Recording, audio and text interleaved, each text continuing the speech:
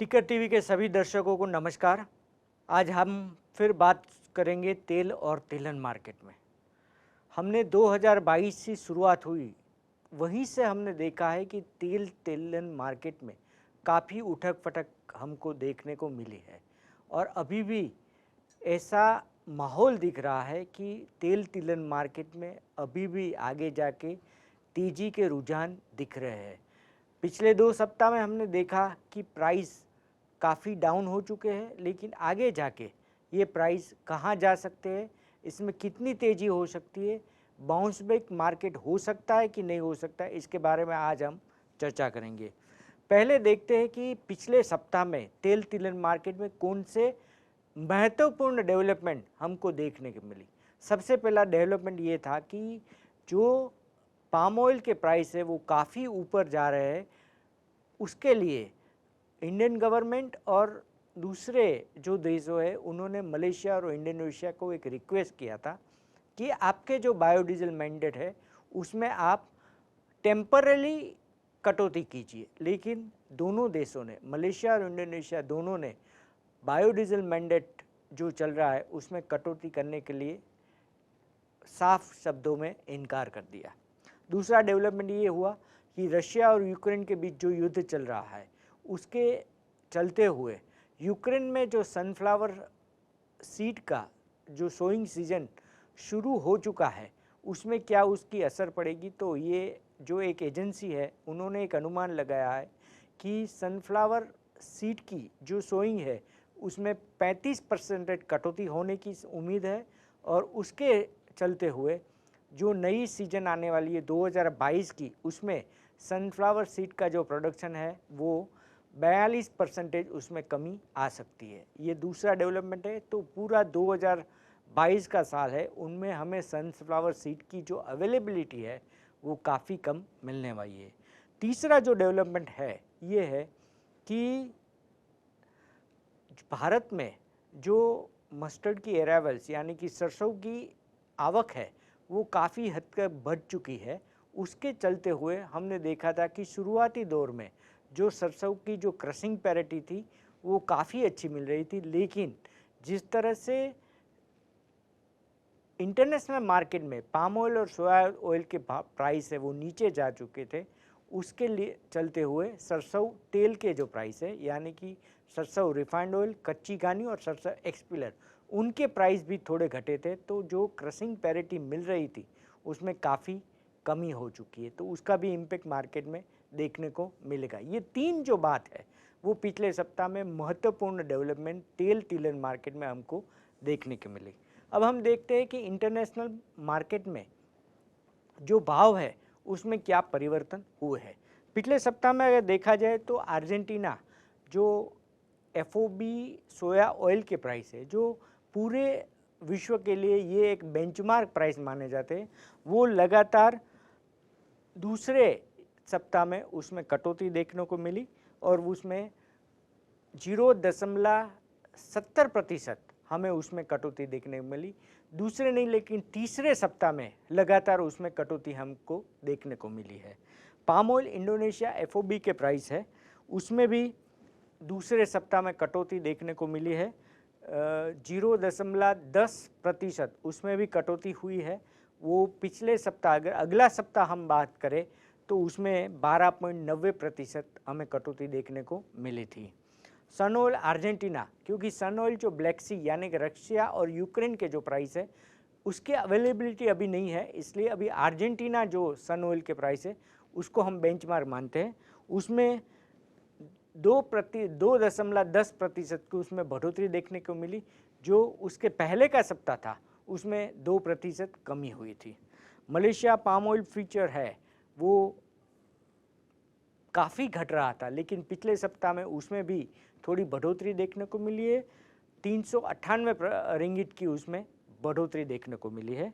और शिकागो सोया oil future है उसमें भी 2.46 उसमें भी बढ़ोतरी देखने को मिली है। तो पिछले सप्ताह में अगर देखा जाए तो जो तेल तिलहन के भाव है, तेल के प्राइस है वो नीचे गिरे, लेकिन जो तिलहन के भाव है पर्टिकुलरली पाम ऑयल और सोया ऑयल जो इंटरनेशनल मार्केट में उसमें थोड़ी बढ़ोतरी हमको देखने को मिली है। यूक्रेन और रशिया का जो युद्ध चल रहा है उनका इम्पैक्ट हमने बात की कि सनफ्लावर सीड का जो सोइंग है वो यूक्रेन में कम होगा, तो उसके चलते हुए वहाँ सोयाबीन और रेपसीड यानी कि सरसों की जो बिजाई है वो भी कम होगी, तो उसका जो प्रोडक्शन है उसमें भी कमी देखने को मिलेगी। यानी कि सोयाबीन का क्रॉप है उसमें 23% कमी देखने को मिलेगी और 27.4 लाख टन का प्रोडक्शन है वो कम होने की उम्मीद है। और जो सरसों का क्रॉप है उसमें भी 19% कमी हो सकती है, उसका जो क्रॉप है वो 25.2 लाख टन का क्रॉप यूक्रेन में हो सकता है। अगर हम साउथ अमेरिका यानी कि ब्राज़ील, अर्जेंटीना, पैराग्वे, उरुग्वे और बोलिविया ये जो कंट्री है जिसमें सोयाबीन का नया क्रॉप अभी मार्केट में आ रहा है, उनका अगर डेवलपमेंट देखें तो ब्राज़ील में करीबन 70% जो हार्वेस्टिंग यानी कि कटौती सोयाबीन की हो चुकी है, जो पिछले साल उसी टाइम पे देखा जाए तो 60% थी, यानी कि 10% कटौती ज़्यादा स्पीडीली हो रही है ब्राज़ील में। अर्जेंटीना में अगर देखा जाए तो अर्जेंटीना में नया डेवलपमेंट ये हुआ है कि अर्जेंटीना गवर्नमेंट में सोया ऑयल और सोया मिल की जो एक्सपोर्ट है उसको बंद कर दिया था, लेकिन पिछले सप्ताह में ये दोनों की एक्सपोर्ट ड्यूटी है उसमें बढ़ोतरी की, जो 31% थी उसको 33% कर दी और ये दोनों का जो एक्सपोर्ट है वो उनको खुला कर दिया है। तो ये साउथ अमेरिकन सोयाबीन क्रॉप का जो डेवलपमेंट ये हुआ है। मलेशियन पाम ऑयल मार्केट में क्या डेवलपमेंट हुआ है उसके पर हम नज़र डालते हैं।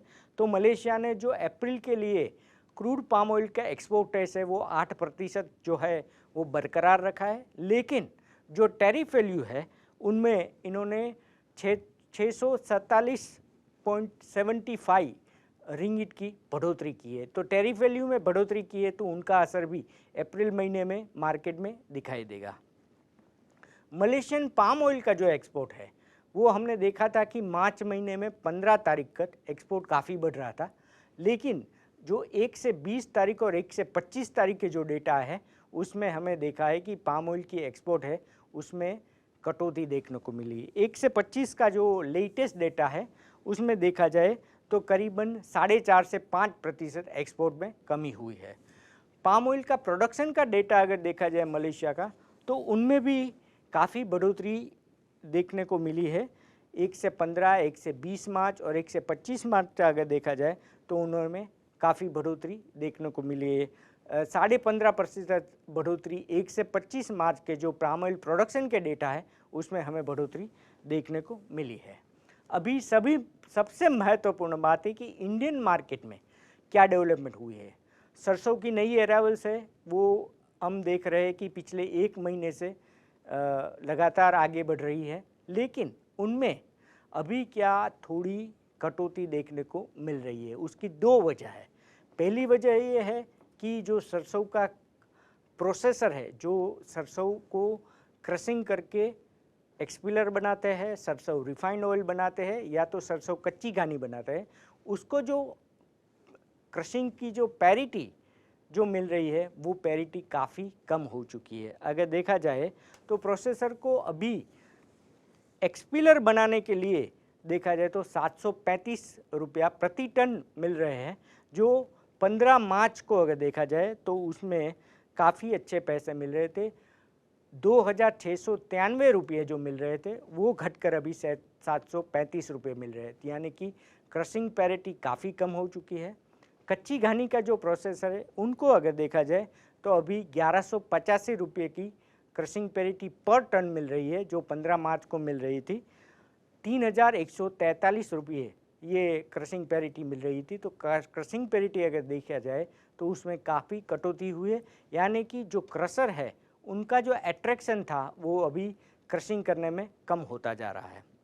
इसी तरह से देखा जाए तो सरसों की जो अराइवल्स है हमने देखी थी कि 15 मार्च को जो अराइवल्स है वो 15 लाख बोरी की हुई थी, वो घटकर अभी 25 मार्च को देखा जाए तो 10.5 लाख बोरी की है, क्योंकि सरसों के जो प्राइस है वो शुरुआती दौर में हमने देखा था कि 8,500 तक फार्मर को प्राइस मिल रहे थे वो घटकर अभी 7,200 से 7,300 रुपये मिल रहे हैं। ये कि फार्मर को भी अभी ऐसा लग रहा है कि जो पहले प्राइस मिल रहे हैं वो अभी कम होते जा रहे हैं, या कि फार्मर की बिकवाली है वो भी कम होती जा रही है।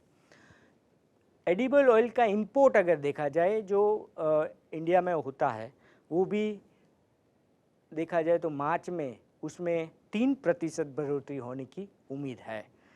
लैंडेड कॉस्ट अगर देखा जाए तो सभी जो इंपोर्टेड ऑयल है उसका लैंडेड कॉस्ट है वो लगातार दूसरे सप्ताह घट चुका है। अभी भी मस्टर्ड यानी कि सरसों कच्ची घानी के प्राइस है वो सोया ऑयल से रिफाइंड इंदौर के प्राइस से उससे भी अभी भी कम मिल रहा है। तो सरसों रिफाइंड का जो बाइंग है वो अभी भी अट्रैक्शन है, लेकिन पहले जो अट्रैक्शन था वो अभी कम हुआ दे है। तो ये जो तेल तिलहन मार्केट में हमें जो डेवलपमेंट देखने को मिली, लगातार 2 सप्ताह से उसमें करेक्शन देखने को मिला है, लेकिन जो भी तेज़ी के कारण है मार्केट में वो अभी भी मौजूद है।